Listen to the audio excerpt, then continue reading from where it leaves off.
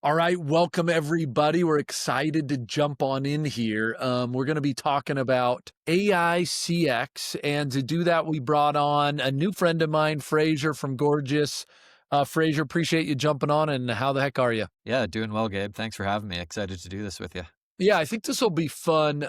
Really a wealth of experience, and dang, you guys are doing some cool stuff over there at Gorgeous. Excited that you guys have jumped into the AICX Summit just to see if we can help push the word forward on how people can do more with less. Oh my goodness, what an interesting time. Before we dive into the topic at hand, though, tell me a little bit about yourself. Tell me what's going on at Gorgeous. Let's hear it. Yeah, sure. I found my way into the world of CX sort of by accident. I started working at a survey company, sort of post-purchase surveys, and parlayed that into working for AI CX companies for the last 5 years. Most recently, 16 months at Gorgias. Super excited about what we're doing for e-commerce in general, more specifically Shopify brands. Yeah. And we're seeing incredible results in automating some of the biggest brands in the world's customer experience. Yeah, cool, man. Cool. And before that, you were hanging out at Ada. So you've been doing kind of the CX world for a long time, it seems like. Is that right? Yeah, that's right. I think, at Ada, we partnered with lots of different help desks, customer, Zendesk, Gorgeous being some of them.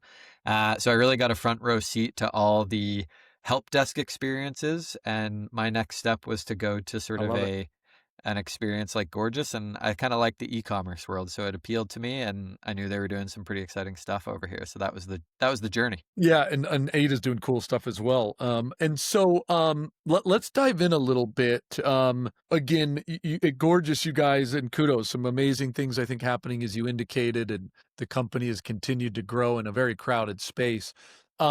You're at the kind of the top of the spear, if you will, of dealing with brands and e-commerce and some of the challenges and talking to them about what's working and not working.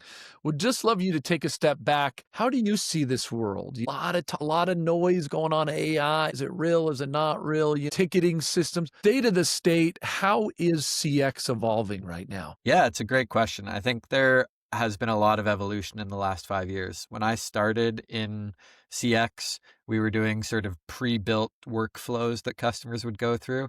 And now customers are sort of interacting with AI agents that can perform actions for them, as you are well aware.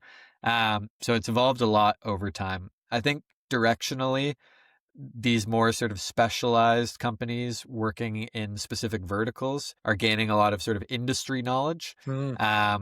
And I think more specifically, perhaps than that, really sort of going down the path of how do we recreate what human agents are doing using the technology that we have at our fingertips today. Yeah. Where do you feel like, certainly, obviously, AI is the topic at hand today, and just about every conversation in America. But where do you feel like it's winning? And where do you feel like it's losing, or where should it be, and where shouldn't it be? Yeah, I like that question. It's definitely winning in the eyes of sort of the CFO, I would say. The math Mm. is simple, right? If I can find an AI that can successfully do what humans do for cheaper, that's a net benefit to me if I'm financially minded. Um, it's probably still losing in the customer's eye or the end user's eye. Mm. Um, I think too many bad experiences exist out there that Yeah. may not even be AI, but customers perceive them to be, maybe those old workflows that I was referencing. Yeah. And you always hear stories of people saying agent, agent, agent, whether it's on the phone or in Press chat. one. Press one. Press one. Those little Yeah. 0, 0, 0, 0, 0. Right. Yeah. And we've all been guilty of it. So I think like we have work to do as a collective industry to create better customer experiences, end Cool. user I like that. experiences. I like that. And it's sort of a rising tide lifts all boats. Interesting. Yeah, that's a good kind of framing. How do you help companies? I mean, certainly there's so many tools. There's a new AI company every day. Guilty as charged, right? We're one of Yep. them. But you guys have a unique perspective because you guys have kind of the platform concept, and then you got some AI built on top of it. I'm Yep. curious, kind of the pitch almost you guys go to market? Like, how do you, certainly you guys want to partner with great companies as well, but you've got your own kind of platform. Do you see Gorgias managing the platform with AI? Do you guys see yourself moving more just purely into the AI world? How do you guys really help companies deliver transformation these days? Yeah, I've been lucky to meet almost every one of the leaders you have on the AI CX Leadership Is Awards that right? over the last 16 months. So I've really gotten to experience the sort of the full gamut of the problems people are facing Yeah, yeah. and sort of the stories they're trying to tell. Um, in terms of where we're trying to solve with customers, I think we're always trying to fit it into their sort of structure and workflow. We'll meet teams who think 100% of everything should be automated. I probably wouldn't put myself in that cohort. Anyway. I'd probably Uh-huh. put myself in the high automation rate, but inherently, I think there are some things that are still better handled by humans. And so we sort of offer both the help desk, which is the escalation piece, and the AI, which is the automation piece. Um, Yeah. so we do play both sides of the coin. And I think, at least with the technology we have today, that is working well for us. That's But cool. Yeah, yeah. I, I like you the know, combo. I mean, certainly, do you see what's the talk around help desk? Does help desk disappear? Does it, in some of these conversations, I've heard some people say, hey, I'm talking to AI vendors and they say, who, who needs a help desk anymore? You can just have agents do everything or something. Like, what's the future of a help desk in your opinion? Is people, and again, I'm just trying to, there's so much noise, people are just like, I don't even know. So I'm curious maybe on this one, what's the future of a help desk? What role does it play? I think its role shrinks. Like, I don't think it becomes necessarily, goes the way of the dodo bird, but I think it shrinks in that it's going to be reserved for a subset of 15, 20, 25% of tickets that are above and beyond the scope of AI today. And, if we're really future forward looking, I think that 15, 20, 25 probably shrinks over time. But I think there are always edge cases. Like if somebody says 40% of my tickets are where's my order, I don't just go, okay, we can automate 40% of those. I would say we can probably automate 90% of that almost all of them. Yeah. 40%, Yeah. and the Yeah. other 10% are still going to be escalations. Got it. Interesting. Do you feel like, and sorry, this is rapid fire. This is a fun one for me. Yeah. Um, do you feel like, obviously you guys have the help desk, and so you're involved in this world. There's always a debate, agents are going to disappear and AI will do everything in customer service. Again, you're right in the middle of that. Obviously it's a balance right now. Where do you kind of see that playing, or how do you answer that question? Like, what's the future of kind of mixing an agent with an AI agent? Yeah, I think there's probably room for both to exist in the short term. And I think, a lot of what we are sort of discussing with e-commerce brands is how do we augment humans' work with AI as much as possible. Sometimes that's replacing the tickets you work on. So those could be sort of some of the more simple tickets, some of the more complex tickets. But then there's a secondary layer, which is the tickets you do have to work on as an agent, how can we make your life easier in some way, Mm. shape, or form? So, I wanted to go there next actually, and here, because yeah, well, finish, and then I want to dive a little deeper into that kind of agent copilot concept. But finish your thought. yeah, I was going to go down that path as well. I think some of it is as simple as you're writing into me in Dutch and I only speak English. How can I help you interact with me in my language? And then at a deeper level, it's how do I provide you the right tools to speed up and better serve customers? So I think like Mm. the benefits are speed, accuracy, and at the end of the day, customer satisfaction if we do our jobs right. Let's click on that copilot for a second. What do you feel like? I feel like this one isn't talked about as much. I'm not Yep. sure why. And it does feel like most of the AI conversations are, I probably do know why, but most of the conversations seem like they're focused on, the deflection stuff, right? The where's my order versus like, how do I enable my reps to be, more superhuman? Why do you think that is? I think there's space for both. I think some of the sort of helping out of reps is almost a stepping stone to full resolution. You'll Mm. engage with a variety of stakeholders, and some of them are less comfortable with that full resolution use case Yep. right off the bat. And so, sort of copilot type approaches help that stakeholder get over the hump and sort of get more comfortable. So I think that's one of it is it can kind of provide a stepping stone to full resolution. Hmm. But I think even with full resolution in place, like I said, there's still going to be tickets escalated, Yeah. and I think there's still space to help those agents out in a variety of ways.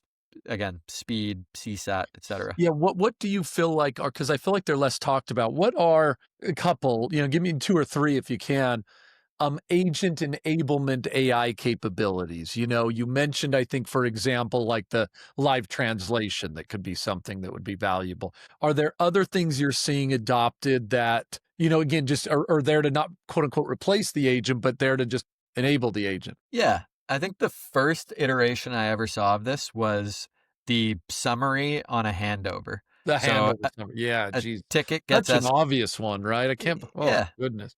ticket gets escalated. It's got 15 messages back and forth. If the agent has to read those 15 messages, that's time spent. If we can summarize that really efficiently, that is a net benefit to the agent. Translation is kind of the next step, which is I don't speak your language, or I want to hire agents that speak one language perhaps, but they need to be globally present. AI helps us do that without necessarily having to, tap into old school sort of translate APIs, let's say. And then the final piece, which, you know, we have sort of dabbled in here, is how do we offer sort of next best action or responses to agents that they can Mm, almost drop into a conversation? That's a little bit more nuanced because you have to understand the sort of SOPs of the business at sort of quite a deep level. mhm, Um, mhm. but that adds a layer of sort of human interpretation I before love it. AI is I love meeting it. the end user. Super helpful. One of the challenges that's been brought up as we've even prepared for some of this stuff, the event, is that people are having a hard time understanding. For so long, a brand would buy a technology and it was like a per seat license type thing. Yeah. And now AI is coming in and it's different and it's pricing different and it's different, Yeah. right? Thoughts on how, I mean, and you've been in this world and obviously Gorgias is doing it, but how are you kind of coaching people to kind of understand the new pricing model as they deal with trying to consume and push AI into their business? Yeah. So historically, like when I worked at Ada and we only did automation, the argument was we charge per resolution or per Yeah, conversation, sure. and your help desk charges per seat. If your help desk is trying to sell you AI, that immediately contradicts their seat model, which is a That's tough. always the problem. Yeah, yeah, I love that. That Sorry, that was like continue. the sales enablement moment, Yeah, it's right? like one's eating it's like they're eating each other. Yeah, and so our approach is largely based on volume here. It's volume of help desk tickets, it's volume of AI tickets, but more importantly, we've gone down the path of resolution-based pricing.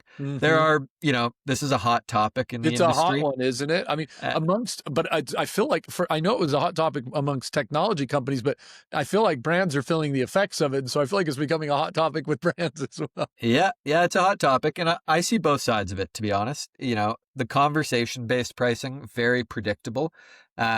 I knew that I did 100,000 conversations last year. Charge me for 100,000 conversations. That's easy for me as a buyer. We took the resolution approach, and Huh. the reason we did is it really aligns our incentives post-sale with our customers. Yeah. So if I tell you, you have 100,000 conversations and we want to sell you 50,000 resolutions, we better darn well make sure that your automations, your AI agent is as successful as possible, Huh. because we want to make sure you get to at least that 50,000. Otherwise, at the end of the year, you're going to come back to us and say, hey, we'd like to right size this contract, let's say. So that's kind of how we've approached it, but it's the hottest topic probably in all of AI, let alone just CX. Yeah, I mean, and it's new for everybody, so obviously it is a little bit confusing. as you start to implement some of these different brands, what are the things that you know, or blockers. It's like these, and I'm trying to make this learning for others, but is it sometimes the data? Is it the process? Or when you're trying to make Gorgias successful in the way that you guys do, you get in there, you start getting with clients, and are there some typical things that companies are doing or have in place that limit their ability to be able to start that transformation journey that others of us could kind of take and start to prepare for? Yeah, I'd say most companies have a knowledge base Yeah. in this day and age, and that's really sort of the foundation layer of AI. Uh, In terms of getting that first sort of jump into automation. It adds a layer of resolution, but it's not the be all end all. The yep. next step is always those like action oriented workflows, right? It's connecting to, in our case, the Shopify's of the world, the Parcel Labs of the world.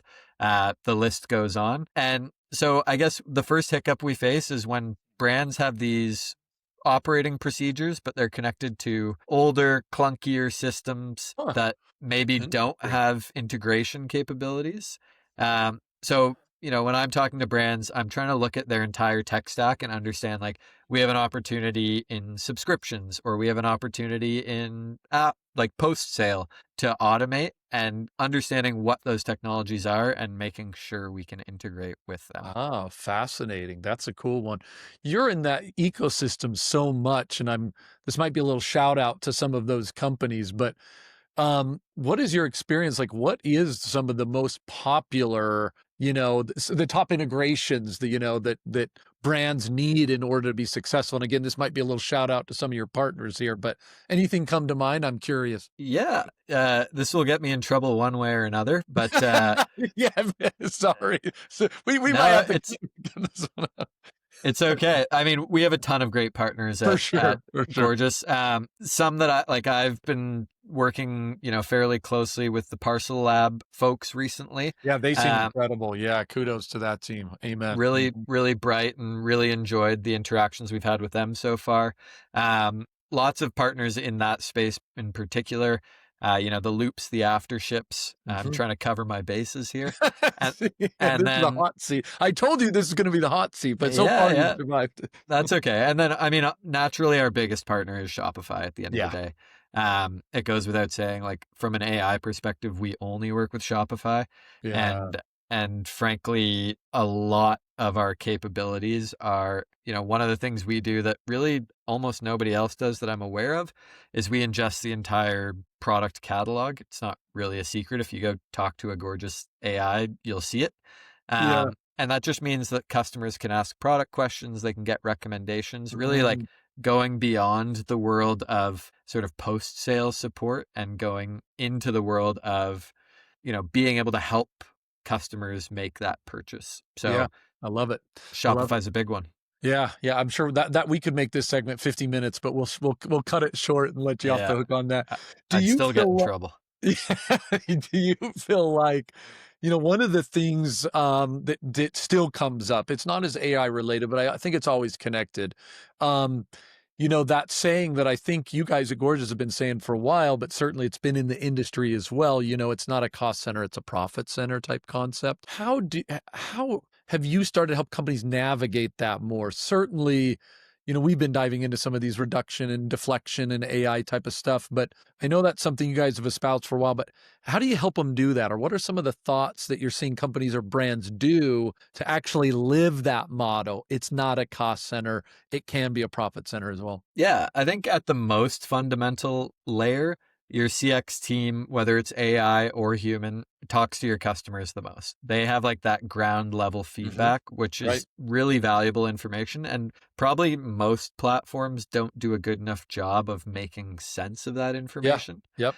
I think that's pretty foundational to starting down the path of becoming more profit and less cost. Mm, Um, and then I think the next thing is like being inherently tied into your e-commerce platform. In our case, because our customers make money when they sell physical or digital goods, we have to know when they make those sales. And we start to attribute either to our AI agent or to our human agents, we start to attribute those sales to them.